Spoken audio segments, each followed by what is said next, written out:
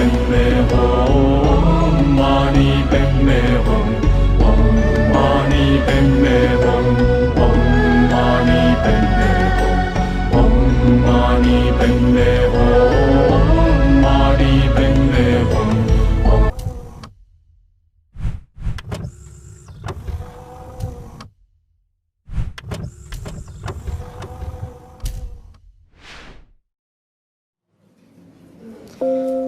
Chaldong Korlo Gyurbe Gyalbo Dong, Chandong Kalbo Sambo Sangye Dong, Kangla Kangton Della De Dunbin, Zombo Chenre Sela Chasa Lo. Ome Chuyen Ye Podando, De Sum Sangye Gongye Moni, Ransam Chugun Son Denzebin, Zavi Lami Shabla Guishan Zao. Samasta श्रद्धेय धर्म मित्रगण श्रद्धालु भक्तजन तथा विश्वको विभिन्न ठाउँबाट यी सामाजिक सञ्जाल मार्फत प्रत्यक्ष प्रसारण हेरिरहनु हुने हाम्रो शुभचिन्तक श्रद्धालु भक्तजनहरू हिजोदेखि यो 37 श्लोकमा आधारित बोधिसत्व आचरण व्याख्या गर्ने कोसिस गरिरहेको छु। यो बोधिसत्व क्याल्से मुल्चु थौमे सांगो बोधिसत्व असङ्ग भाद्र उहाँले रचना गर्नुभएको 37वटा श्लोकमा आधारित यासे लार्लिन सोद्युनमा भनेपछि यो धेरै अत्यन्तै बहुलोकप्रिय बहुचर्चित धर्म उपदेशको रूपमा लिइन्छ। यस धर्म उपदेशलाई हिमाली क्षेत्रमा धेरैभन्दा धेरै विद्वान गुरुहरूले यसको व्याख्यान यसको भाष्यहरूको रचना गर्नुभएको छ। यस धेरै धर्मग्रन्थहरू धेरै भाषामा यो ग्रन्थको अनुवाद भएर प्रकाशनमा आइसकेको लोकप्रिय धर्मग्रन्थ पनि हो र यसको नेपाली भाषामा पनि अनुवाद भइसकेको छ। मैले जानी नजानी व्याख्या गर्ने चर्चा गर्ने प्रयास गरिरहेको छु।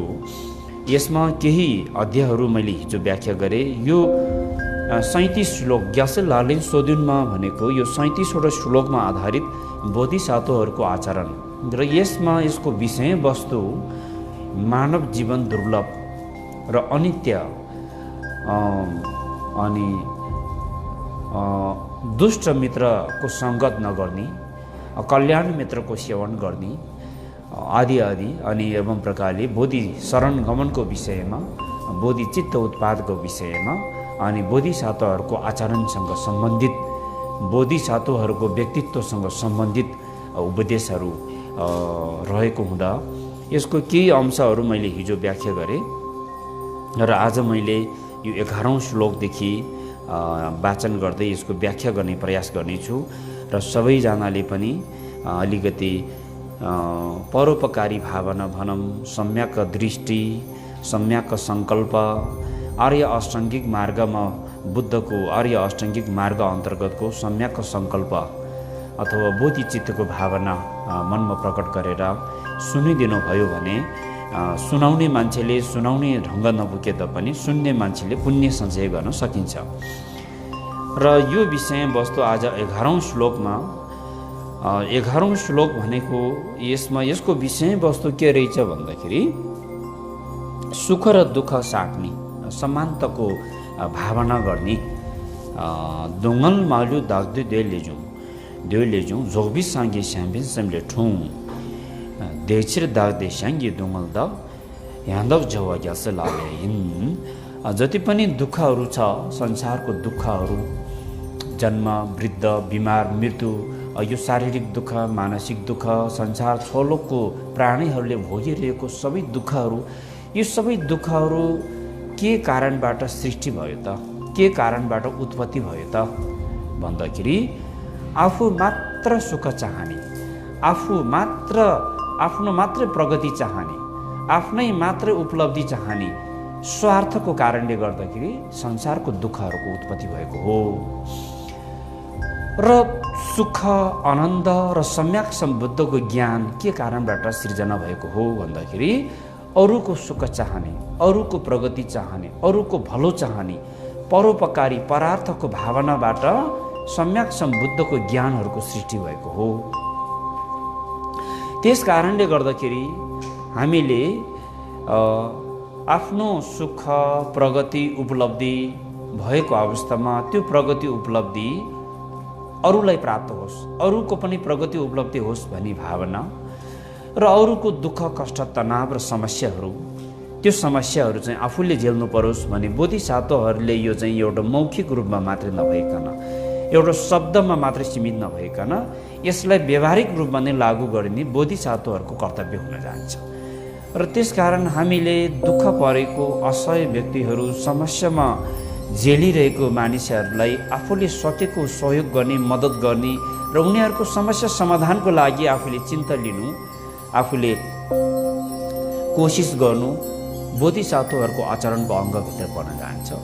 र बोधिसत्वहरूले जहिले पनि आफ्नो सुख र अरूको दुःख साट्ने भावनाको अभ्यास गर्ने गरिन्छ। आफ्नो सुख र प्रगति उपलब्धि अरूलाई दिने, अरूको दुःख र तनाव र समस्या आफूले लिने, यो बोधिसत्वहरूको स्वभाव हो, बोधिसत्वहरूको कर्तव्य पनि हो। त्यसपछि कुव्यवहार गरे तापनि प्रतिकार नगर्ने विषयको उपदेश रहेको छ। सुध द्वेषौँ अङ्गे धगिनोर थम्जे ठोकुम ठोक्दो जुनाया ल्युदा नौजु दुसुम गेवानुम दिलाङ यसल।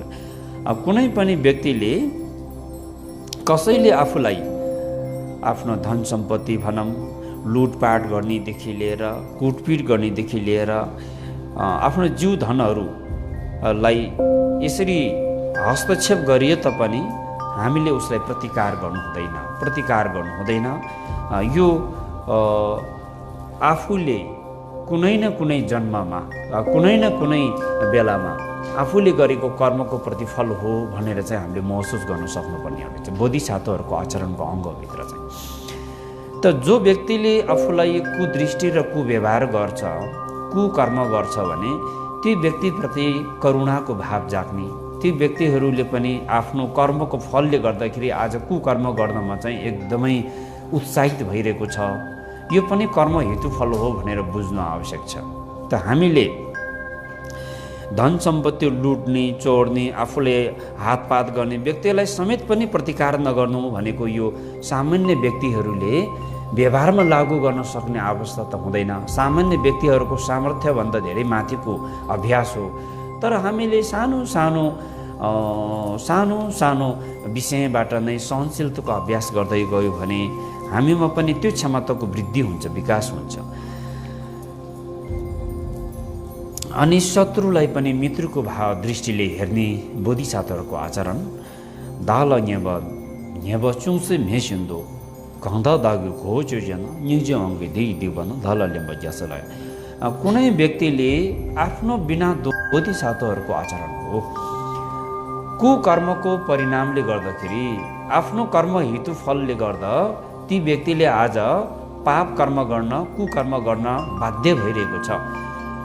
यो व्यक्तिले मलाई हातपात गर्नु, गाली गर्नु, कुव्यवहार गर्नु, यो सबै उसको कर्मको फल हो भनेर बुझ्नु बोधिसत्वहरूको आचरण हो। र ती व्यक्तिले गरेको पाप कर्म, जुन पाप कर्म गरिरहेको छ, त्यो पाप कर्मको परिणामले गर्दाखेरि त उसले धेरै दुःख पाउँछ। एक जन्म मात्र नभई धेरै जन्मसम्म त्यो पाप कर्मले उसले दुःख दिइरहेछ। त्यसकारण उसले गरेको यो पाप कर्म, त्यो पाप कर्मको परिणाम पनि म आफैले भोग्नु परोस् भनेर बोधिसत्वले सम्झिने गर्दछ। त्यसकारण उसले त पाप कर्म गरिरहेको छ अज्ञानताको कारणले गर्दाखेरि, तर आफूले केही बुझेको व्यक्तिहरूले फेरि पाप कर्म गर्नु हामी अघि सर्नु हुँदैन। हामीले नबुझ्ने व्यक्तिले अज्ञानताको कारणबाट पाप कर्म गरे तापनि फेरि त्यसमाथि हामी पनि थपेर हामी पनि पाप कर्म गर्नुमा अघि सर्नु हुँदैन। हामीले बुझिहाल्नुपर्छ र आफूले यो पाप कर्मको परिणामले गर्दा धेरै दुःख पाउने भएको हुँदा यो व्यक्ति बिचारा कठैबाट भनेर मनमा करुणाको भाव उत्पन्न गरेर ती व्यक्तिको पाप कर्म, कुकर्मको परिणाम पनि म स्वयं आफैले भोग्नु परोस् भनेर भावना गर्नु, महसुस गर्नु बोधिसत्वहरूको आचरण हो, जिनपुत्रहरूको आचरण हो। जिनपुत्र भनेको पनि बोधिसत्व हो। त्यसपछि अब चुगली लगाउने कडा बोली वचनहरू प्रयोग गरिए तापनि त्यसलाई मैत्रीको भाव र मैत्रीको शब्दहरूले प्रतिकार गर्ने कासिक दाला मिङे नाचो ब तोसुम ख्याप्रो टोबर जेनाय झाम्बी सम्झेला दिने युन्जुन जोबा ग्यास लालिन कुनै व्यक्तिले आफ्नो बारेमा विभिन्न प्रकारको भ्रम सिर्जना हुने कुराहरू फैलाउँदै हिँडिरहेको भए तापनि र विभिन्न प्रकारको लान्छना आरोपहरू लगाउने आफ्नो बदनाम बनाउने प्रकारको भ्रमक सन्देशहरू दुनियाँ संसारमा चाहिँ संसारको सबै मानवले थाहा पाउने गरेर प्रचार प्रसार गरिए त हिँडे तापनि त्यो व्यक्तिप्रति मैत्रीको भाव चाहिँ मनमा उब्जेर त्यो व्यक्तिको अझै पनि हामीले प्रशंसा गर्नु बोधिसत्वहरूको आचरण जसले आफ्नो बदनाम गरिरहेको छ, जसले आफ्नो आलोचना गरिरहेको छ, आफ्नो खेदो गर्ने त्यस्तो व्यक्तिहरूलाई त्यो व्यक्तिहरूको प्रशंसा गर्ने, त्यो व्यक्तिहरूको गुणहरूको बयान गर्नु बोधिसत्वहरूको आचरण हो, बोधिसत्वहरूको अभ्यास हो भनेर यो विषयमा मैत्रीको भाव भन्नाले चाहिँ सुख र सुखको हेतु, सुख र सुखको कारणलाई बुझ्नु पर्दछ। सुख र सुखको कारण, सुख र सुखको हेतुले ती व्यक्तिलाई सधैँभरि सुख र सुखको हेतुले युक्त हुन सकुन् भने त्यो भावनालाई मैत्रीय भनेर भनिन्छ। झ्याम्बा भनेको मैत्रीय हो र त्यो व्यक्तिको झन् प्रशंसा गर्नु आफूले त्यो बोधिसत्वहरूको विशेष प्रकारको चाहिँ अभ्यास हो, आचरण हो। र एवं प्रकारले आफ्नो बदनाम गर्ने, खिल्ली उडाउने गरे तापनि त्यो व्यक्तिलाई झन् हामीले चाहिँ एउटा सकारात्मक दृष्टि र सकारात्मक व्यवहार गर्नुपर्छ भन्ने विषय छ। डोमङ दुबे उसो कासेगी छङ्ने ढुसिङ सिनेम्रानाया देला खेविसेगी दुसेगी कुबर्ती बग्यासले धेरै मानिसहरू जमात भएको बीचमा कुनै व्यक्तिले आफूलाई औँलाएर आफ्नो भुल गल्ती र आफ्नो विभिन्न प्रकारको आरोपहरू लगाइरहेको छ भने, आफ्नो बारेमा नाना थरीको गाली गलौचाहरू गरिरहेको भए तापनि त्यो व्यक्तिप्रति हामीले प्रतिकार गर्नु हुँदैन। त्यो व्यक्तिलाई गालीको सट्टामा हामीले पनि गाली गरेर हामी अघि सर्नु हुँदैन। हामीले त्यो व्यक्तिलाई सम्मान गर्ने, त्यो व्यक्तिले आदर गर्ने, त्यो व्यक्तिको प्रशंसा गर्ने गर्यो भने वैगुणलाई गुणले जित्ने, त्यो व्यक्तिको गल्तीलाई गुणले जित्ने, त्यो व्यक्तिको गरेको पाप कर्म, त्यो व्यक्तिले गरेको भुल गल्ती भनौँ, कुकर्म भनौँ, त्यसले गुणले जित्ने बोधिसत्वहरूको विशेष प्रकारको विशेषता पनि हो। यो बोधिसत्वहरूले प्रयोग गर्ने, बोधिसत्वहरूमा भनेको बोधिसत्वहरूको व्यक्तित्व, बोधिसत्वहरूले पालना गर्ने आचरण अन्तर्गत चाहिँ जो व्यक्तिले आफ्नो खिल्ली उडाउने काम गर्छ, जो व्यक्तिले आफ्नो बेइज्जत र बदनाम गर्ने कुराहरू जुन बताइरहेको छ भने त्यो व्यक्तिकोलाई सम्मान गरेर, ढोक गरेर, त्यो व्यक्तिलाई झन् आफूलाई ज्ञान शिक्षा दीक्षा दिने गुरु जस्तो व्यवहार गरिदियो भने त्यो व्यक्ति पनि लज्जास्पद हुने, त्यो व्यक्तिले पनि मैले गल्ती गरेको रहेछ भनेर अनुभव र महसुस गर्ने त्यस्तो प्रकारको अवस्था सिर्जना हुन्छ। यो बोधिसत्वहरूको आचरण हो।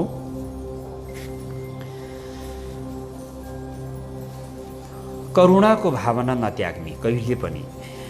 दगी पुसी चेबर क्याङबे मे दाल ठासिन तावर छेनाया नेकी तबे भुला मासिन लबर चवा ग्यास लाले र आफूले जन्म दिएको छोरा जस्तै पालन पोषण गरेर हुर्काएको कुनै व्यक्तिले आफूले जन्म दिएको छोरा छोरीलाई बाबा आमाले कति माया गर्छ, कति पालन पोषण गर्नेमा कति धेरै योगदान पुर्याएको हुन्छ माता पिताले। यसरी धेरै गुण लगाएको आफूले जन्म दिएको छोराछोरीलाई जस्तै पालन पोषण गरेर हुर्काएको व्यक्तिले आफूलाई शत्रुको व्यवहार गर्ने, शत्रुको दृष्टिले हेर्ने, त्यस्तो गरिए तापनि कहिले पनि त्यो व्यक्तिलाई हामीले चाहिँ नराम्रो कुदृष्टिले हेर्नु हुँदैन। झन् बिमारले ग्रसित भइरहेको बेलामा, बिमारले सिकिस्त भइरहेको अवस्थामा बाबा आमाले अरू बेलामा भन्दा बिमारले चिकित्सा भएको बेलामा आफ्नो छोराछोरीको बढी माया लाग्छ, बढी चिन्ता हुन्छ।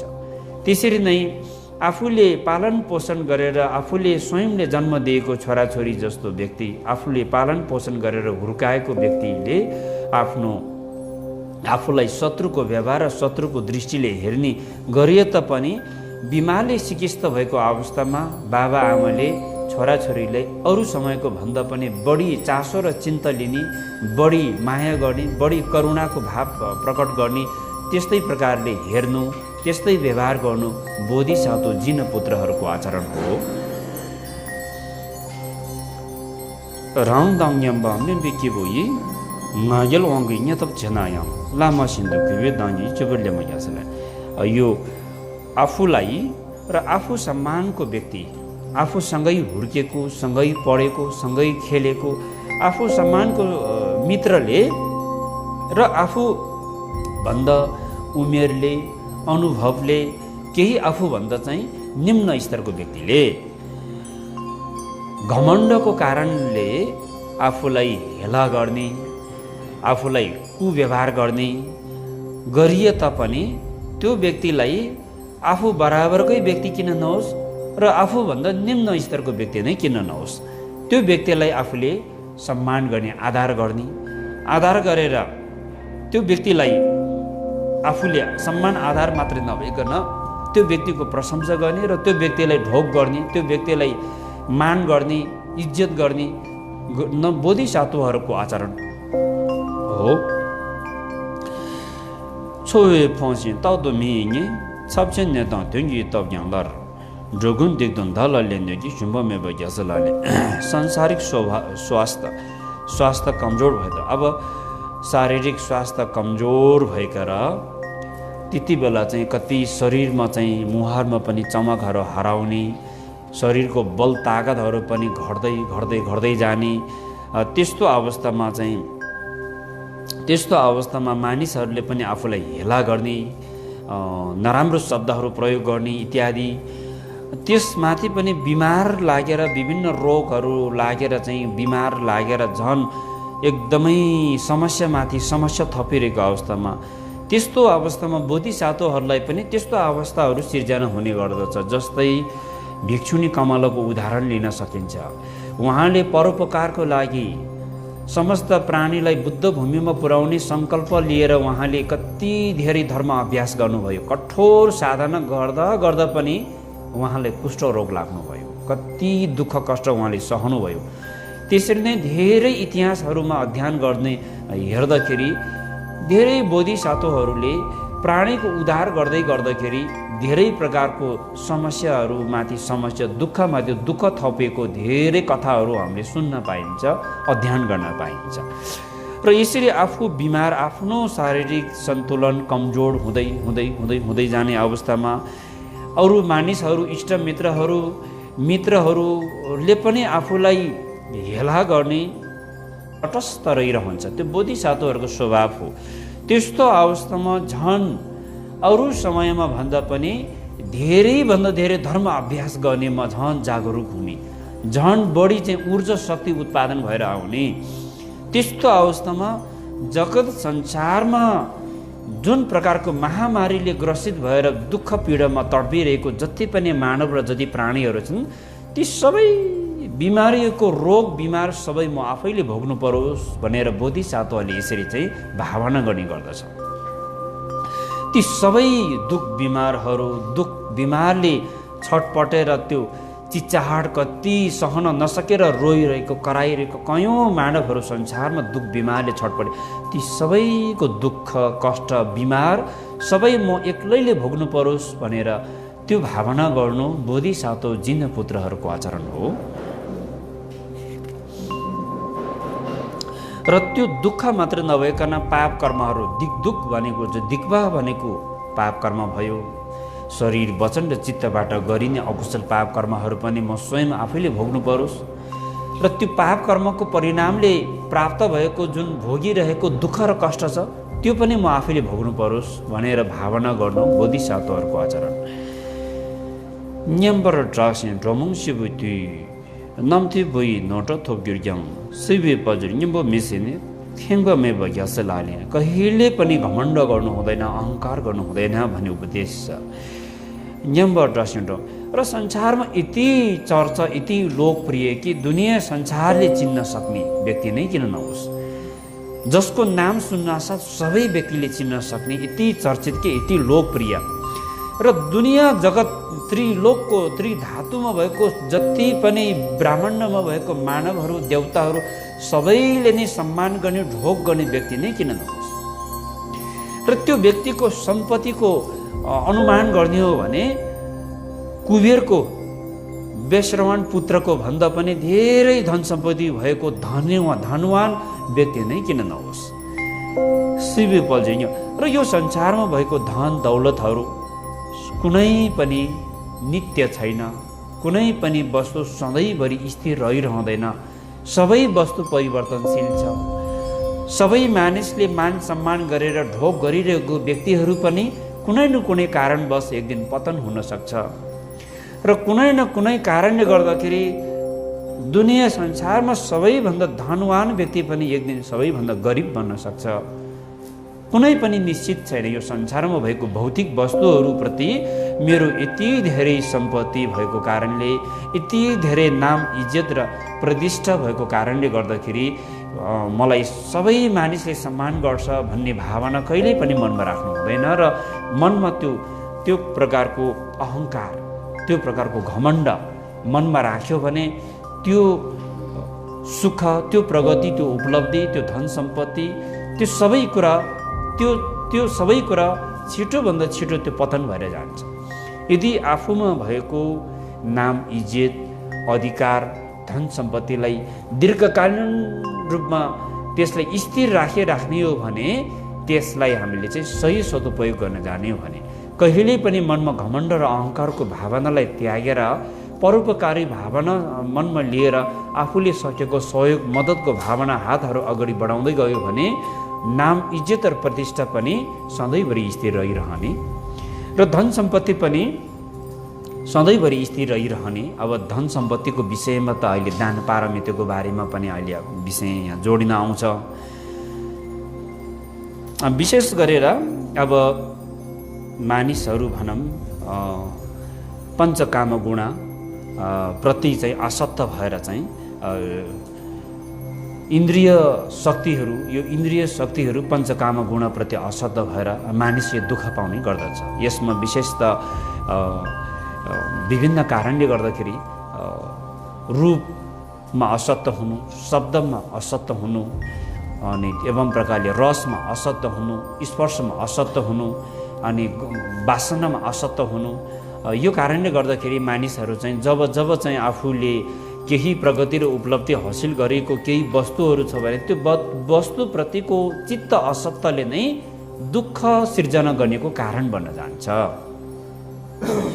रङ्गै सेताङ ढबो माथुल्न छिरुल ढबो तुलसी फेवरियर देश्री जामदाङ्गे जेमा पोङ्गे रङ्ग्यु दोवा ग्यासलाले हिन्। यो अत्यन्तै बोधिसत्वहरूको आचरणभित्र चाहिँ र बोधिसत्व हामी सर्वसाधारण व्यक्तिहरूको दैनिक जीवन पद्धति, जीवनलाई सुखतिर डोराउने उपायको रूपमा हामीले यो बोधिसत्व उपदेश यहाँ व्याख्या गरिरहेको छौँ, हामीले प्रयास गरिरहेको छौँ। रङ्गै सेताङ ढबु मालथुल्न छिरुल ढबु तुलसी फेवरग्योर यदि आफूमा भएको क्रोधलाई दमन गर्न सकेन भने, आफ्नो चित्तबाट उत्पत्ति भएको क्रोधको भावनालाई दमन गर्न सकेन भने बाहिरी रूपमा भएको शत्रुहरूलाई कहिले पनि दमन गर्न सक्दैन। शत्रु जति प्रतिकार गर्नको लागि आफू अगाडि बढ्छ त्यति नै शत्रु वृद्धि भएर बढेर जान्छ। त्यसकारण बाहिर आफूले कुदृष्टिले हेरिरहेको, देखिरहेको, बुझिरहेको जति शत्रुहरू छन् ती शत्रुलाई दमन गर्नुभन्दा आफ्नो चित्तबाट उत्पत्ति भएको क्रोधको भावनालाई दमन गर्नु नै उपयुक्त हुन्छ, बुद्धिमानी हुन्छ। त त्यो क्रोधको भावनालाई मैत्रीको माध्यमबाट, करुणाको माध्यमबाट आफ्नो चित्तबाट उत्पत्ति भएको क्रोधलाई प्रतिकार गर्न सक्नुपर्छ। लडाइँ लड्ने हो भने शत्रुसँग, बाहिरी रूपमा उत्रेको शत्रुसँग होइन, आफ्नो मनबाट सिर्जना भएको क्रोधको शत्रुसँग लडाइँ लड्न सक्नु पर्यो। बोधिसत्वहरूको स्वभाव हो, बोधिसत्वहरूको विशेषता पनि हो त्यो। त्यस कारणले गर्दाखेरि कहिले पनि बाहिरी रूपमा उत्रेको शत्रुलाई हामीले दमन गर्न सक्दैन। यसै प्रसङ्गमा नालन्दाको बौद्ध आचार्य शान्तदेव भन्नुहुन्छ, उहाँले बोधिसत्व चर्या अवतार ग्रन्थमा भन्नुभएको छ, यदि एउटा उदाहरण, अत्यन्तै सान्दर्भिक उदाहरण, अत्यन्तै अर्थपूर्ण उदाहरण जोडेर उहाँले प्रस्तुत गर्नुभएको छ। यदि तपाईँ जङ्गलमा जानुहुन्छ भने तपाईँको खुट्टामा काँडाले कोप्छ भन्दैमा जङ्गलभरि भएको सबै काँडा सोरेर साध्य हुँदैन। जङ्गलभित्र भएको सबै काँडा सोरेर फाल्ने हो भने तपाईँको जीवन जाला, बरु जङ्गलमा भएको काँडा सोरेर सम्भव हुँदैन। त्यसकारण तपाईँ आफ्नो सुरक्षित हुने हो भने, काँडाबाट सुरक्षित हुने हो भने तपाईँको खुट्टामा एउटा जुत्ता लगाएर हिँड्नुभयो भने सारा जङ्गलभित्र भएको काँडा सबै सोरेर सफा गरेको जस्तै परिणाम तपाईँलाई प्राप्त हुन्छ। त्यसरी बाहिरी रूपमा उत्रेको शत्रुलाई सखाप पार्छु, प्रतिकार गर्छु भने पनि महामूर्खता। आफ्नो चित्तबाट उत्पत्ति भएको क्रोधको भावनालाई प्रतिकार गर्नु सबैभन्दा बुद्धिमानी, सबैभन्दा उत्तम उपाय। यदि चित्तको स्वभावबाट उत्पत्ति भएको क्रोधको भावनालाई प्रतिकार गर्न सक्यो, दमन गर्न सक्यो भने सारा संसारभरि आफूले शत्रुको रूपमा देखिरहेको ती सबै शत्रुहरूलाई दमन गरेर शत्रुहरूमाथि विजय प्राप्त गरेको परिणाम प्राप्त हुन्छ आफूलाई। त्यस कारणले मूल कुरा त शत्रु बाहिर हुँदैन। लड्ने हो भने आफ्नो चित्तबाट उत्पत्ति भएको राग, द्वेष, मोह, ईर्ष्यासँग लड्न सक्नुपर्छ, त्यसलाई जित्न सक्नुपर्छ। जिन पुत्र भनेर बोधिसत्व, यहाँनिर जिन भने एउटा शब्दको प्रयोग भएको छ। ग्याल्वा भनेको बुद्धहरूलाई ग्याल्वा भनेर भनिन्छ हिमाली भोट भाषामा। ग्याल्वा भनेको जिन, जिन भनेको विजय। हामीले जय बुद्ध भनेर सम्बोधन गर्ने गरिन्छ नि। बुद्धले कोसँग युद्ध लड्नुभयो, भगवान् बुद्धले कुन लडाइँ लडेर विजय हासिल गर्नुभयो, त्यसरी जय जयकार गर्ने भन्ने कतिपय भक्तहरूको जिज्ञासा पनि बेला बखतमा राख्ने गर्दछ। र यो प्रसङ्गलाई, यसै प्रसङ्गमा म यो केही आफ्नो भनाइ राख्न चाहन्छु। जय बुद्ध भन्ने प्रसङ्ग र बुद्धलाई जय जयकार गर्नुपर्ने आवश्यकता रहँदैन भन्ने जुन प्रकारको प्रतिक्रियाहरू जनमानसमा आइरहेको हुँदाखेरि बुद्धको दर्शनबाट बुझ्ने जुन प्रकारको बुझाइ छ त्यो फरक छ। भगवान् बुद्धले कुनै व्यक्ति, कुनै पनि समूहसँग लडाइँ लडेर उहाँले कहिले पनि त्यो लडाइँबाट जित हासिल गरेको कारणबाट हामीले चाहिँ बुद्धको जय जयकार गरेको होइन। बुद्धले लडाइँ लड्नुभयो बाहिरी रूप शत्रुसँग नभइकन आफ्नो चित्तबाट उत्पत्ति भएको राग, द्वेष, मोह, ईर्ष्यासँग लडाइँ लड्नुभयो र उहाँले विजय हासिल गर्नुभयो। यस अर्थमा हामीले बुद्धलाई जय जयकार गर्छौँ। उहाँ वास्तविक वीर हो, उहाँ वास्तविक जिन हो। उहाँले वास्तवमा उहाँले विजय प्राप्त गर्नुभएको। वास्तविक अर्थमा हेर्ने हो भने बुद्धले बाहिरी रूपी शत्रुमाथि नभइकन बाहिरी रूपी शत्रुसँग लडाइँ गरेर त जित्नु र हार्नु त संसारको स्वभाव नै हो। दुईजना मानिसको बिचमा भिडान्त भयो भने एकजनाको जित र एकजनाको हार हुनु त संसारको स्वभाव नै हो। दुईजना पशुहरूको बिचमा लडाइँ हुँदा पनि एकजना एक जित, एकतर्फको हार, पराजित हुनु त त्यो संसारको स्वभाव नै हो। त यो जित र हार भन्ने चिज कहिले पनि अन्त हुँदैन। यो सधैँभरि दोहोरी नै रहन्छ। यो जित र हारको अवस्थाबाट सदाको लागि चाहिँ छुदाउँदा चिजम चाहिँ सेवा फेलबर घुर घाला सेन्चा केबी मोबन ठल्ला पाउ ग्यासेलाले हिन्। अब यसमा पञ्चकाम गुण प्रति आसक्त हुनु भनेको तिर्खा लागेको बेलामा नुनिलो पानी पिएको जसरा हो भनेर भन्नुभएको छ। जति पानी पिउँछ तिर्खाको प्यास कहिले पनि मेट्दैन। किन त उसले नुनिलो पानी पिइरहेको छ। नुनिलो पानी पियो भने केही क्षण त तिर्खा मेटेको जस्तो आवाज हुन्छ, त्यसले झन् बढी तिर्खा निम्त्याउँछ। त्यसकारण यो पञ्चकाम गुण जति पनि रूपमा असत्य हुनु, आँखाले राम्रो रूप देख्न साथ मन त्यो रूपप्रति असत्य हुनाले त्यसबाट समस्याको सिर्जना हुने र कानले राम्रो आवाज सुन्दाखेरि मन त्यो आवाजमा असत्य भएपछि त्यसबाट पनि समस्या सिर्जना हुने। जब नाकले बासना सुँग्छ र राम्रो मिठो बासनाको अनुभूति गर्छ अनि मन त्यो बासनामा असत्य भएपछि त्यसबाट पनि समस्या सिर्जना भयो। जिब्रोले रस पान गर्दाखेरि जिब्रोले रस पान गर्दाखेरि त्यो मिठो रसमा मन असत्त भएपछि त्यसबाट समस्याको सिर्जना हुने, अनि छालाले नरम वस्तुमा स्पर्श गर्दाखेरि त्यो नरम वस्तुप्रति मन असत्त भएपछि त्यसबाट समस्याको सिर्जना हुने। त्यसकारण यो पञ्चकामबाट यो संसारमा भएको भौतिक वस्तुहरू सबै के हो त भन्दाखेरि यो वस्तुहरू हाम्रो दीर्घकालीन समस्या समाधान गराउन सक्ने विषय वस्तु बिल्कुलै होइन।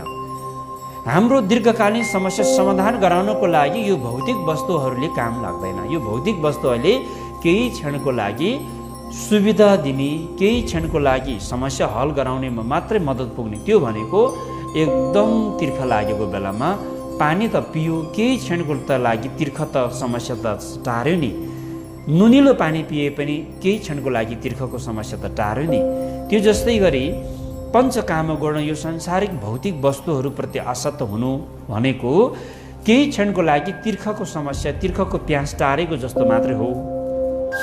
त्यसकारण जुन वस्तुप्रति तपाईँको चित्त असक्त भएको छ, तपाईँको मन जुन वस्तुप्रति असक्त भएको छ, ती वस्तुलाई बेलामै पहिचान गरेर यो वस्तुप्रति रूपमा हो, शब्दमा हो, रसमा हो, या गन्धमा हो, या स्पर्शमा हो, कुन वस्तुमा आफ्नो चित्त असक्त भएको छ त्यसलाई बेलामै पहिचान गरेर त्यसलाई छिटोभन्दा छिटो परित्याग गर्नु र त्यो वस्तुबाट चित्त असक्त हुनुबाट अलग गराउनु बोधिसत्व जिन पुत्रहरूको आचरण हो।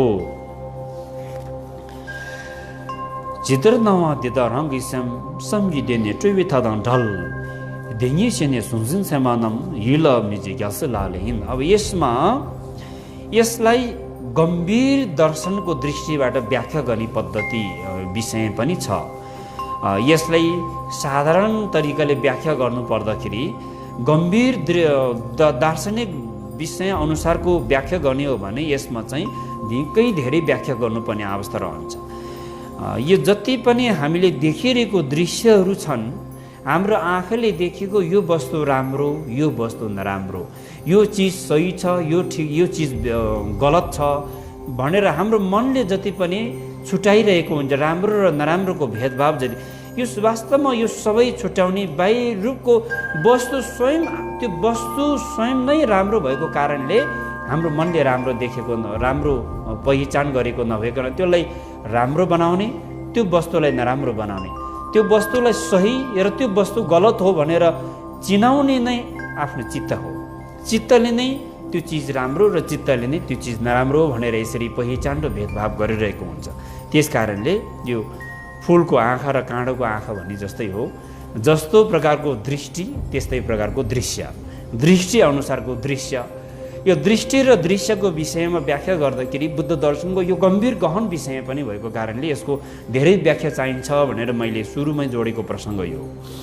त्यसकारणले यो कुनै पनि वस्तुहरू हामीले जुन आकार प्रकारको रूपमा देखिरहेको छ, त्यसलाई देख्दै हामीले देखिरहेको जुन वस्तु, त्यो वस्तुको वास्तविकता भनेको जुन वस्तु जुन रूपमा हामीले देखिरहेको त्यसको वास्तविकता त्यो बिल्कुलै हुँदै होइन। त्यो वस्तुको वास्तविकता भनेको शून्यता हो, अनित्य हो, निसार हो, शून्यता हो, अनात्मा हो। त त्यो त्यसरी यो वस्तु अनित्य हो, यो वस्तु शून्यता हो भनेर बुझ्नको लागि हामीमा प्रज्ञाको ज्ञान चाहिन्छ, हामीमा प्रज्ञाको सहारा चाहिन्छ। हो यो वस्तु अनित्य हो, यो वस्तु परिवर्तनशील छ, यो वस्तु सधैँभरि स्थिर रहिरहँदैन र यो वस्तु नै होइन भन्ने अवस्थामा पुगेपछि शून्यता दर्शनको विषयको कुरा जोडिन आउँछ। र यसरी हामीले देखिरहेको राम्रो नराम्रो, सही गलत, यो सबै कुराहरू मनले नै भेदभाव गरिरहेको, मनले नै यसलाई चाहिँ तलमाथि पारिरहेको हुँदाखेरि यसलाई हामीले बेलामै चिनेर राम्रो वस्तुहरू देखेपछि हो यो मलाई चाहिन्छ, यो वस्तु राम्रो छ भनेर त्यसलाई चाहिँ प्राप्तिको चाहना, जुन वस्तु चाहिँ ठिक छैन, यो गलत छ भनेपछि त्यसलाई त्याग्ने, त्यो वस्तु चाहिँलाई फाल्नेलाई त्यसलाई डस्टबिनमा लगेर थन्काउने खालको भावना, यसै प्रकारको चाहिँ राम्रो वस्तु जति सबै आफूलाई चाहिने, नराम्रो वस्तु जति सबै चाहिँ लगेर फाल्ने हो। त्यो कारणले गर्दाखेरि हामीमा चाहिँ धर्म, अभ्यास र हाम्रो चाहिँ आचरणहरूको चाहिँ सुधार हुन नसक्ने, र यस्तो कुरालाई बेला बखतमै चिनेर यो कुराहरूलाई हामीले कहिले पनि मनमा राख्नु हुँदैन, मन त्यो वस्तुहरूमा आसक्त हुनु हुँदैन। यो नै जिन पुत्रहरूको बोधिसत्वहरूको आचरण हो। युदो हुँबे युलाङ ठेमाना ठेबाना यारकी तुगी जासुन जिसिन्दो जबर नयाँ दम्र मेदासी सेन्स पाउँ ग्यास लाले। यो तृष्णा त्याग्ने विषय छ। जब हामीले राम्रो सुन्दर वस्तुहरू देख्छौँ, राम्रो वस्तुहरू जब हाम्रो आँखाले देखिसकेपछि कति राम्रो भनेर जब मन त्यो वस्तुमा आसक्त हुन्छ, त्यसपछि समस्याको सिर्जना हुने गर्दछ। जब हामीले यो वस्तु कति राम्रो, यो कति सुन्दर, यो कति सुन्दरी भन्ने मनले अनुभूति गर्न साथ त्यति बेला चाहिँ ओ यो वस्तु अनित्य हो। सुन्दर सधैँभरि सुन्दर हुँदैन, सुन्दरी सधैँभरि सुन्दरी हुँदैन। प्रत्येक वस्तु परिवर्तनशील छ। संसारमा भएको सबै वस्तु अनित्य हो। आज सुन्दर रहिरहेको वस्तु भोलि सुन्दर नरहन सक्छ। आज सुन्दरी रहिरहेको केही दिनमा नै त्यो सुन्दरीबाट चाहिँ परिवर्तन भइसकेको हुन्छ। त्यस कारणले यो बर्खायामको समयमा इन्द्रणी लागेको हुन्छ। त्यो इन्द्रणी हेर्दाखेरि कति सुन्दर देख्छ, रङ्गी चङ्गी, कति राम्रो मान्छेहरू इन्द्रणीलाई आउने गरेर फोटो खिच्ने, सेल्फी खिच्ने जस्तो इन्द्रणी हेर्दाखेरि कति राम्रो। तर छेउमा गएर त्यसलाई न समात्न मिल्ने, न त्यसलाई आफ्नो बनाउन मिल्ने। त्यो इन्द्रणी भनेको हेर्दाखेरिको झिलिमिली मात्रै, त्यसको कुनै सार नै छैन, त्यसको कुनै महत्त्व नै छैन। त्यो जस्तै आँखाले देखिरहेको राम्रो रूप सुन्दर यस सुन्दरी सधैँभरि सुन्दर र सुन्दरी हुँदैन भन्ने कुरालाई बुझेर चिनेर पहिचान गरेर त्यो वस्तु र त्यो सुन्दरप्रति या सुन्दरीप्रतिको चित्त असक्तको भावनालाई परित्याग गर्नु बोधिसत्वहरू जिन पुत्रहरूको आचरण हो। दोङल नाचो मिलम भुसितार ठुलङ झम्बर सोले आथाङछे देशरी मिथुन के नाठे बेजे ठुलबर्ता वा ग्यास लाले। अब यो दुःखहरू, विभिन्न प्रकारको दुःखहरू सृजना हुन्छ मानव जीवनमा, यो संसारमा। र यो संसारमा एक त हामी एउटा सपना देखिरहेको मानिस जस्तो, सपनामा एकजना आमाले एकजना महिलाले यस्तो प्रकारको सपना, यो एउटा उदाहरण हो, फेरि यसलाई अन्यथा रूपमा लिनु हो। एकजना महिलाले, एकजना कुमारी महिलाले यस्तो खालको सपना देख्छ कि ओहो सपनामा चाहिँ आफूले चाहिँ नानी जन्माएको, र त्यो नानी चाहिँ जन्माउँदाखेरि कति खुसी हुन्छ। आफूले जन्माएको नानीलाई पालन पोषण गर्ने, स्याहार सुसार गर्ने, त्यो नानीलाई खेलाउने, उसलाई कति त्यो नानीप्रति उसको मन कति चाहिँ अब खुसी हुन्छ होइन।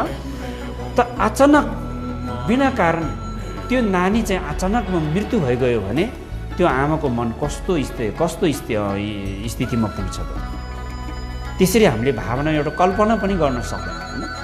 त्यो जस्तो यो संसारको दुःखहरू पनि, यो संसारको समस्याहरू पनि एकजना कुमारी महिलाले सपना देखेको जस्तो, सपनामा नानी जन्माएर आफ्नो उद्देश्य पुरा भएको जस्तै हामीले जुन प्रकारको दुःख, कहिले कहिले सुख भएको जस्तो हुने, कहिले दुःख, विभिन्न प्रकारको समस्याहरू झेल्दै यो सबै के हो भने सपना देखेको, सपनामा कुमारी महिलाले देखेको सपना जस्तै आज जे कुरा हामीले भोगिरहेको छ त्यो भरे नै नहुन पनि सक्छ, त्यो भोलि नै नहुन पनि सक्छ।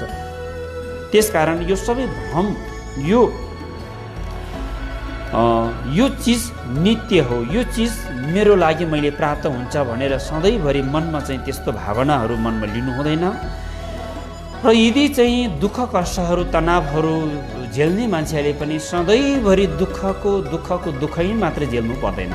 यो पनि परिवर्तनशील छ, यो पनि परिवर्तन अनित्य हो भन्ने बुझेर दुःख कष्ट र तनावहरू सङ्घर्षमय जीवन जिरहेको बेलामा पनि हो यो परिवर्तनशील छ। एक दिन यो तनावबाट, यो समस्या, यो सङ्घर्षबाट म मुक्त हुन्छ भनेर हामीले बुझ्नुपर्छ। र यो वस्तुहरू सबै भ्रम मात्रै हो। यो दृश्यहरू जति मैले देखिरहेको छ, जति मैले बुझिरहेको छ, जति मैले उपभोग गरिरहेको छ, यो वस्तुहरू सबै परिवर्तनशील छ। यो सबै भ्रम मात्रै, एउटा सपनामा देखिरहेको दृश्य जस्तो मात्रै हो। एक दिन यो सबै परिवर्तन भएर जान्छ भनेर बुझ्न आवश्यक छ। त्यस कारणले यो हुन त यो अनित्यसँग जोडिएको विषय पनि हो। धनी मानिसहरू सधैँभरि धनी हुँदैन, गरिब मानिसहरू पनि सधैँभरि गरिब हुँदैन, र बिमारले तडपेको बिमारी मानिसहरू पनि सधैँ मात्रै पनि रहँदैन, र स्वास्थ्य र एकदमै स्वास्थ्य सन्तुलन राम्रो भएको व्यक्तिहरू सधैँभरि सुस्वास्थ्य मात्रै पनि रहन सक्दैन।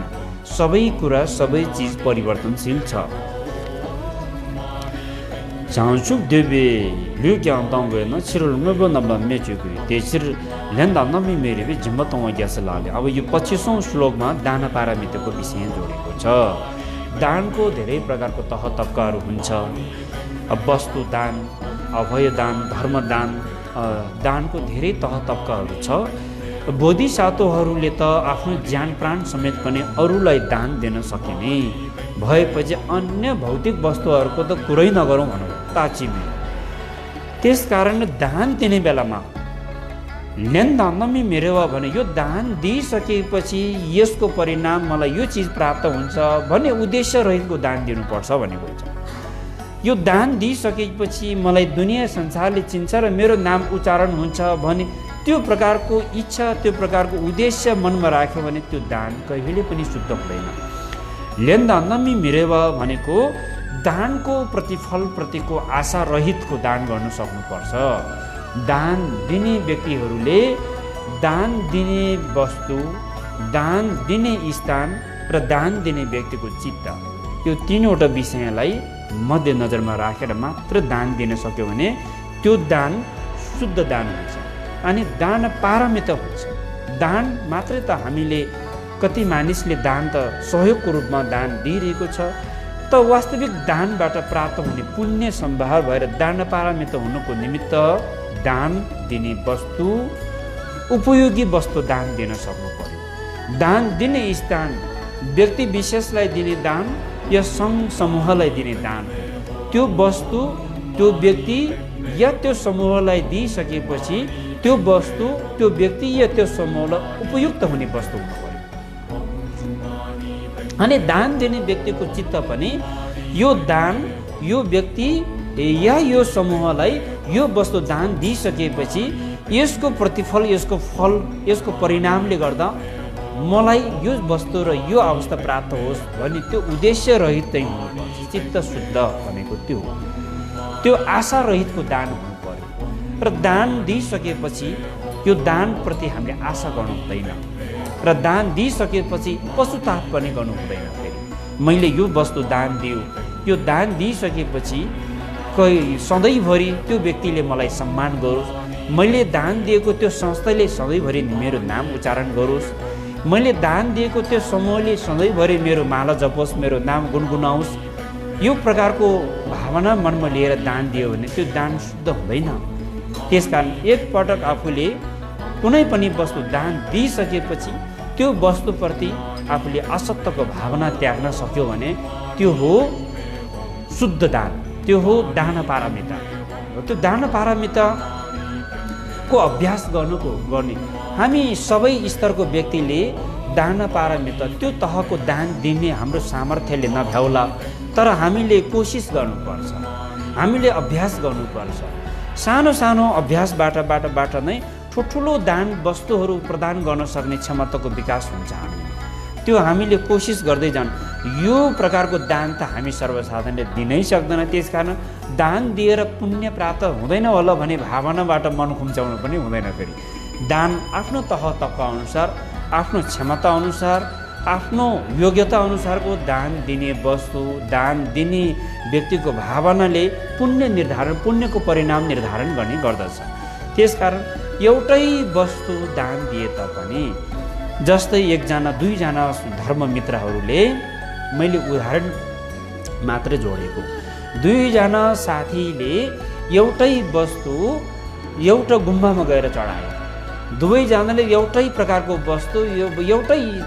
वस्तु दुईजना साथीले एउटै ठाउँमा गएर चढाए तापनि के हुन्छ भने त्यो दानको पुण्य दुवैजनाले बराबरै पुण्यको प्रतिफल बराबरै प्राप्त हुन्छ भन्ने ग्यारेन्टी हुँदैन। फेरि त्यो किन हुँदैन भने त्यो दान दिने वस्तु एउटै भए तापनि, दान दिने स्थान एउटै भए तापनि, दान दिने व्यक्तिहरू दुईजनाको उद्देश्य र भावनाले निर्धारण गर्छ।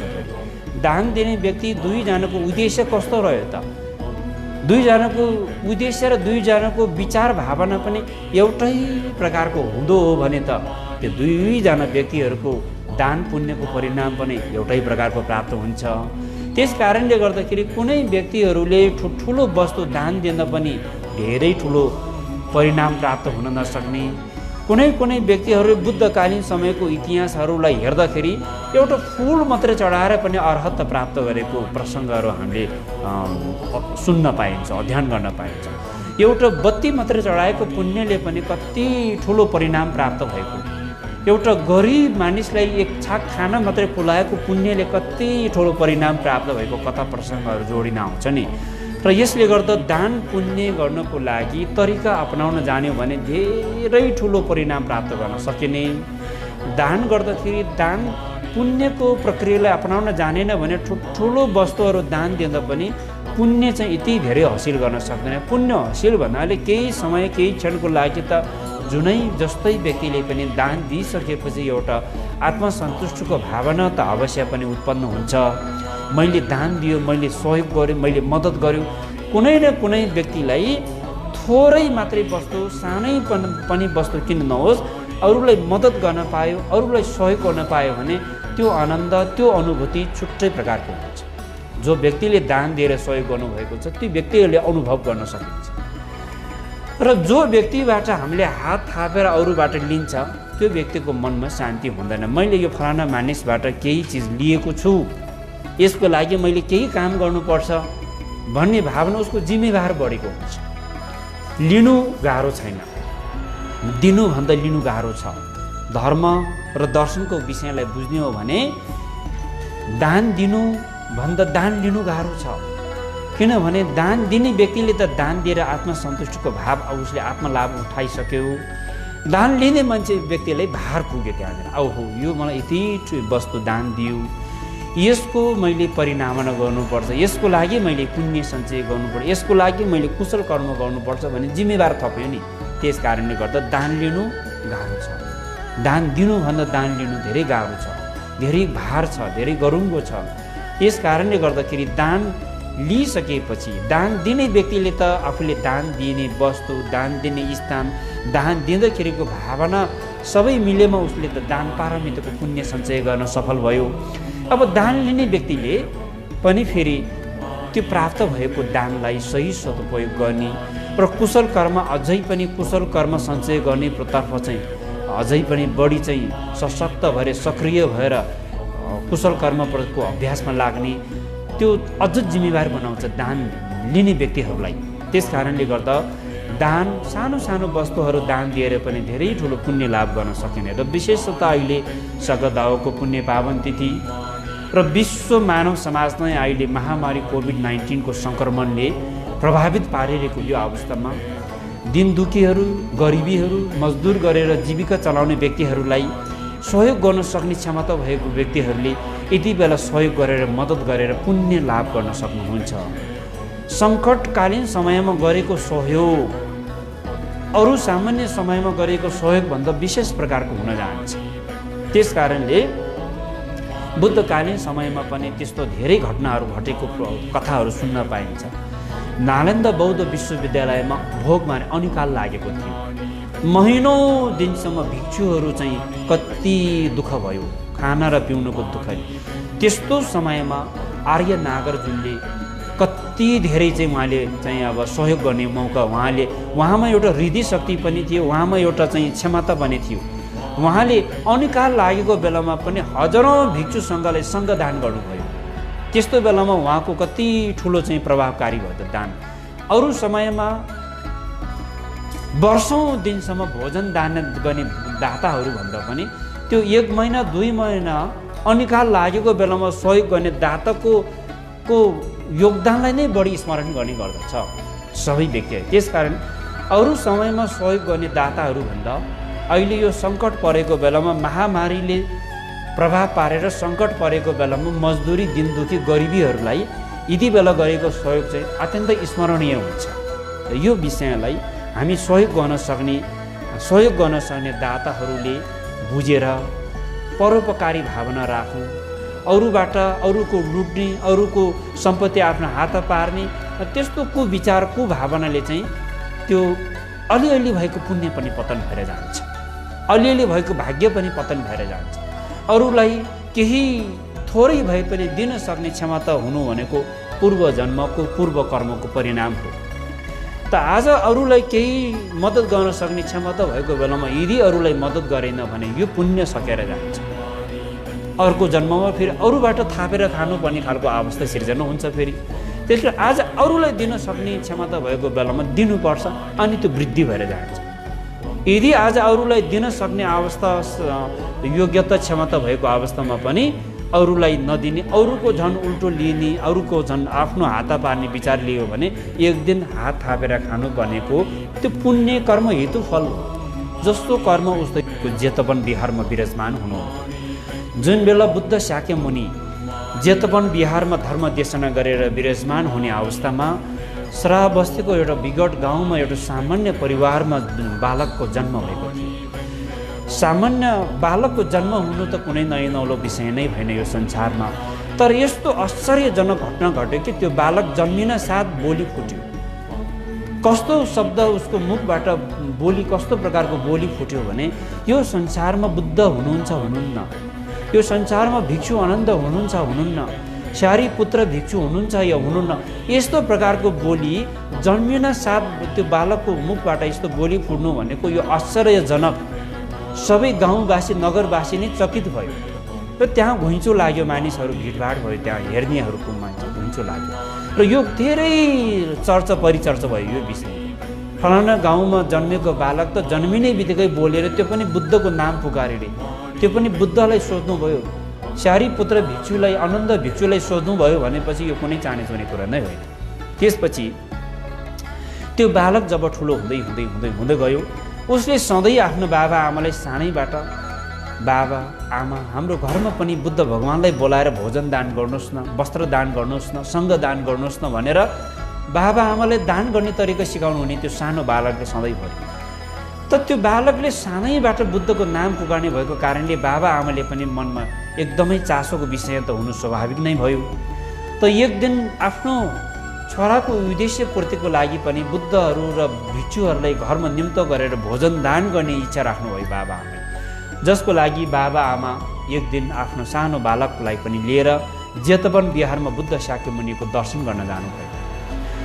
त भगवान् बुद्धको दर्शन गरेपछि बाबा आमाले प्रस्ताव राख्नुभयो, भगवान् बुद्धलाई 2 हात जोडेर बिन्ती चढाउनु भयो, भगवान् मेरो बालकले जन्मिन साथ हजुरको नाम पुकार्नु भयो र मेरो बाबुको, मेरो छोराको, हाम्रो छोराको उद्देश्य पूर्तिको लागि एक दिन एकपल्ट अवश्य पनि मेरो घरमा पालिदिनुहोस् न, हामी मिठो नमिठो भोजन दान गर्नेछौँ भनेर बिन्ती चढाउनु हुँदा भगवान् बुद्धले ती बाबा आमाको कुरालाई सहर्ष रूपमा स्वीकार्नु भयो। अचम्म माने भिक्षुहरू पनि हो, भगवान् बुद्धले त अब धम्म चाक्षु प्राप्त भएको कारणले, एउटा अभिज्ञको कारणले पनि यो व्यक्तिमा पुण्यको परिणाम के छ, पुण्यको कर्मको सङ्गत के छ, कस्तो व्यक्तिको घरमा भगवान् चाहिँ जानुहुन्छ, कस्तो व्यक्तिको घरमा भगवान् जान्नुहुन्न, त्यो सबै उहाँले कर्मको उहाँको दृष्टिले देख्नुहुन्छ। त्यस कारणले चाहिँ यो कुनै सामान्य व्यक्ति होइन, यो व्यक्तिसँग बुद्धको केही न केही कर्मको सम्बन्ध जोडेको छ भनेर भिक्षुहरूको ध्यान आकर्षण हुने गर्दो त्यति बेला। त्यसपछि बुद्धले स्वीकार्नुभयो र मिति पनि तोकिनु भयो, फलाना दिन पूर्णिमाको दिन भोजन दान गर्ने र भगवान् बुद्धको साथमा धेरै भिक्षुहरूको साथमा पनि भोजन दान गर्ने इच्छा प्रकट गर्नुभएपछि त्यो उक्त दिन बाबा आमाले आफ्नो घरमा चोखोनिष्ठ गरेर सरसफाइ गरेर विभिन्न प्रकारको भोजनहरू तयार पार्ने काम गर्नुभयो। त्यति बेला त्यो बालकले के भन्नुभयो भने, आमा बाबा मेरो पूर्व जन्मको आमा पनि अहिले जीवितै हुनुहुन्छ, वनराजको यस्तो यस्तो नाम गरेको विकट गाउँमा नगरबाट जानियो भने मेरो पूर्व जन्मको आमा पनि हुनुहुन्छ, उहाँलाई पनि बोलाउनुहोस् भन्नुहुन्छ। त्यो बालकको कुरा जति सुन्दै गयो त्यति नै बाबा आमालाई झन् झन् आश्चर्यमा पार्यो। त्यसपछि खोजी निजी गरेर पूर्व जन्मको आमा पनि पत्तो लगाएर खोजेर ल्याउनु भएको छ। अनि भगवान् बुद्धले पनि त्यो तोकिएको मितिमा भगवान् बुद्ध भिक्षु सङ्घको साथमा उहाँको घरमा भोजनको लागि चाहिँ आगमन हुनुभयो। त्यति बेला भिक्षु सङ्घलाई भोजन दान गर्नुभयो र त्यसरी भोजन दान गर्नुभएपछि बुद्ध र भिक्षु सङ्घले दानको पुण्य परिनामना गरिदिनु भयो र धर्म देशना गर्नु, दान पुण्यको विषयमा देशना गर्नुभयो। त्यति बेला बुद्ध शाक्य मुनिको धर्म उपदेश श्रवण गरेर त्यहाँ उपस्थित परिवारजन र अन्य छिमेकी इष्टमित्रहरू पहिलो पटक भगवानको पहिलो देशना सुन्ने बित्तिकै उहाँहरू धेरैजनाले श्रोतपतिको ज्ञान प्राप्त भयो। त्यसपछि त्यो सानो बालक पनि सानै उमेरबाट भिक्षु गर्ने, बिहारमा भिक्षु बन्ने इच्छा प्रकट भएको कारणले भगवान बुद्धले बिन्ती चढाएर सानै उमेरबाट जेतवन बिहारमा भिक्षु बनाइदिनु, दीक्षित गराइदिनु भयो। त्यो बालक जब ठुलो हुँदै जान्छ, भिक्षु सङ्घमा हजारौँ भिक्षुहरू भएको हुँदा सानै उमेरबाट उसको स्वभाव, उसको आचरण, उसको दिमाग, उसको कोष, उसको सम्पूर्ण गतिविधिहरू अन्य भिक्षुहरूभन्दा फरक स्वभावको, वर्षौँदेखि अध्ययन गरेको भिक्षुहरूभन्दा पनि उसको अध्ययन राम्रो, उसको अनुभव राम्रो, उसको व्याख्या राम्रो, सबै भिक्षुहरूलाई नै उसले प्रभाव पार्न सक्ने। र यसरी अभ्यास गर्दै कोसिस गर्दै जाँदा छोटै समयमा त्यो भिक्षुले अर्हत्वको ज्ञान प्राप्त गर्नुभयो। हो त्यति बेला भिक्षु आनन्दले भगवान बुद्धले धर्म देशनको क्रममा यो जिज्ञासा राख्नुहुन्छ कि भगवान, यो सानो उमेरमा यो बालक जब जन्मिन साथ भगवानको नाम पुकार्नु र भिक्षु आनन्दलाई सोध्नु, सारीपुत्र भिक्षुलाई सोध्नु र ठुलो हुन अलि ठुलो हुँदै गएपछि सङ्घदान गर्ने इच्छा प्रकट गर्नु र सङ्घमा दीक्षित भएर पनि छोटै समयमा उसले अर्हत्व प्राप्त गर्नु, यो कुन जन्मको पुण्यको प्रतिफल हो भगवान भनेर भिक्षु आनन्दले भगवान बुद्धलाई यो जिज्ञासा राख्नुहुन्छ। हो त्यति बेला भगवान बुद्ध हुनुहुन्छ। धेरै जन्म कल्प अगाडि वनरासमा, धेरै कल्प अगाडि त होइन, धेरै समय अगाडि वनरासमा गरिब परिवारमा जन्मेको एकजना छोरा थियो र गरिब परिवारमा जन्मेको छोरा बिमार भएर आफ्नो बुवाको छोटो उमेरमा नै बुवाको मृत्यु भएपछि ऊ टुहुरो भयो। आमा र छोरा मात्र रह्यो, आमा पनि काम गर्न नसक्ने। अनि त्यो बालक सानै उमेरमा बाबा मृत्यु भएको कारणले गर्दाखेरि धेरै दुःख पायो उसले। अरूको घरमा धेरै काम गरेर खानुपर्ने भयो र अरूको घरमा खेतालो जाने, अरूको घरमा काम गरेपछि दिनभरि काम गरेपछि उसले चाहिँ बेलुका बिहान खाना खान पायो। दिनभरि काम गरेन भने ऊ भोकै बस्नुपर्ने स्थिति थियो। त्यति बेला त्यो केटाले के गर्दो रहेछ भने दिनभरि काम गरेपछि उसले दिनभरि काम गरेको पारिश्रमिक कति पाउँछ, त्यो पारिश्रमिकबाट थोरै उसले पाएको उसको पारिश्रमिक छुट्याउँदै जम्मा पार्दै राख्दो रहेछ। उसले यदि एक थाल खाना खान्छ भने आधी जति चाहिँ उसले छुट्याएर राख्ने, त्यो अधी मात्रै खाना खाएर भए पनि उसले बचाएर त्यो सम्पत्ति बचाएर राख्ने काम गर्नुभयो।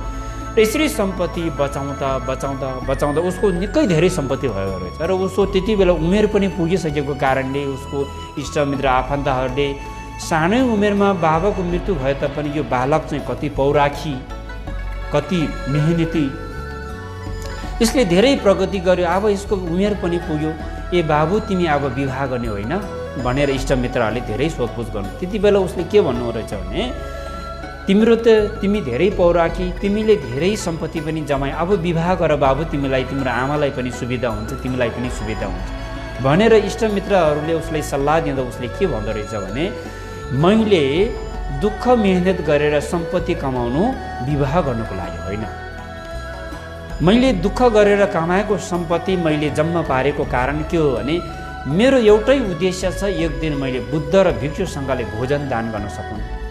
भोजन दान गर्न सक्यो भने मेरो जीवन सार्थक हुन्छ, म मानव भएर संसारमा जन्मेको अर्थपूर्ण हुन्छ, यस कारणले मैले सम्पत्ति जम्मा गरेको भन्दाखेरि इष्टमित्रहरू सबै छक्कै पर्यो। यस्तो गरिब परिवारमा जन्मेको बाबुको कति ठुलो मन, कति ठुलो विचार। हामीले आजसम्म भिक्षुहरूलाई खाना खुलाउनु पर्छ, भोजन दान गर्नुपर्छ भने विचार कहिल्यै पनि मनमा जागेन। यदि तिमीले यस्तो भोजन दान गर्छौ भने हामी पनि सहयोग गर्छौँ भनेर सबै छिमेकीहरू लागि पर्यो। त्यति बेला सङ्घदान गर्नुभयो त्यो बालकले। यसरी सङ्घदान गर्यो, बुद्ध र भिक्षुहरूले घरमा निम्तो गरेर सङ्घदान गरेर चाहिँ उसले चाहिँ दर्शन गरे, प्रवचन सुने अवसर पायो। त्यसरी सङ्घदान गरेर भोजन दान गरेको पुण्यको प्रभावले गर्दाखेरि त्यो बालक चाहिँ मृत्यु भयो। मृत्यु हुनासाथ आज यो बालक भएर जन्मियो, जो जन्मिन साथ बुद्धको नाम पुकार्यो, जन्मिन साथ भिक्षु आनन्द र सारीपुत्र भिक्षुको नाम पुकार्यो। अलि ठुलो हुँदै गएपछि फेरि पनि भोजन दान गर्ने नै इच्छा प्रकट गर्नुभयो। यसरी भोजन दान गरेको पुण्यको प्रभावले गर्दाखेरि भिक्षु बन्नुभयो, छोटो समयमा अर्हत्त प्राप्त गर्नुभयो। यो पूर्व जन्ममा भोजन दान गरेको पुण्यको प्रतिफल हो भनेर बुद्ध शाक्यमुनिले यो देशना गरेपछि, यो देशना श्रवण गर्न साथ धेरै धेरै भिक्षुनी उपासक उपासक कतिले श्रोतपतिको ज्ञान प्राप्त भयो, कतिले संकृतगामी अनागामीदेखि अर्हत्तसम्मको ज्ञान प्राप्त गर्ने धेरै भिक्षुहरू, धेरै व्यक्तिहरूले बुद्धको देशनाबाट ज्ञान प्राप्त गर्नुभयो। र यो चाहिँ सूत्रमा भएको एउटा भोजन दानको पुण्य प्रतिफलको एउटा कथा प्रसङ्ग मैले आज यहाँ प्रस्तुत गरेँ। र देश विदेश धेरै ठाउँबाट हेरिरहनुहुने, सुनिरहनुहुने दर्शकहरू, भक्तजनहरू, शुभचिन्तकहरू, बौद्ध अर्घौं सदनको आयोजनामा भइरहेको यो जप साधना पूजा अनौपचारिक रूपमा हामीले विश्वमा भइरहेको यो महामारीबाट मानिसहरू चाँडै नै सामान्य जीवनमा फर्किन सकुन् भनेर प्रार्थना गर्न चाहन्छु। महाकरुणा आफ्नो घरमै बसेर तपाईँहरूले जप गर्नुहोस्। यदि तपाईँले बौद्ध अर्घौं सदनमा जप गर्नुभएको जपलाई बौद्ध अर्घौं सदनमा पठाइदिनु भयो, कुनै सामाजिक सञ्जाल मार्फतबाट, कुनै समाचार, कुनै म्यासेज मार्फतबाट हामीलाई पठाइदिनु भयो भने तपाईँले जप गर्नुभएको जपलाई हामी स्वीकार्नेछौँ। यी सबै जपहरू सङ्कलन गरेर बौद्ध अर्घौं सदनको यो जप साधना सङ्कलन गर्ने यस पटक यो महामारीको कारणले गर्दाखेरि घर घरमा जप गरेको जपलाई पनि हामीले सम्पन्न गरिसकेको हुँदा अब यो पटक पनि हामीले चाहिँ यो जप साधना जति हामीले प्राप्त हुन्छ त्यो सबै सङ्कलन गरेर हाम्रो परम पूजनीय गुरुहरू समूह हामीले चढाएर उहाँले मलम बोधि परिणामनको लागि हामीले बिन्ती चढाउने जानकारी गराउन चाहन्छु। यति भन्दै विश्वको विभिन्न ठाउँबाट सामाजिक सञ्जाल मार्फतबाट, प्रत्यक्ष प्रसारण मार्फतबाट यो सन्देश सुनिरहनुहुने, हेरिरहनुहुने सम्पूर्ण दर्शक, सम्पूर्ण शुभचिन्तक, सम्पूर्ण श्रद्धालु भक्तजनहरू यहाँहरूको पनि सुस्वास्थ्य र दीर्घायु उत्तरोत्तर प्रगतिको कामना गर्दै आजको देशना यही विश्राम गर्ने अनुमति चाहन्छु। भवतु सब मङ्गलम।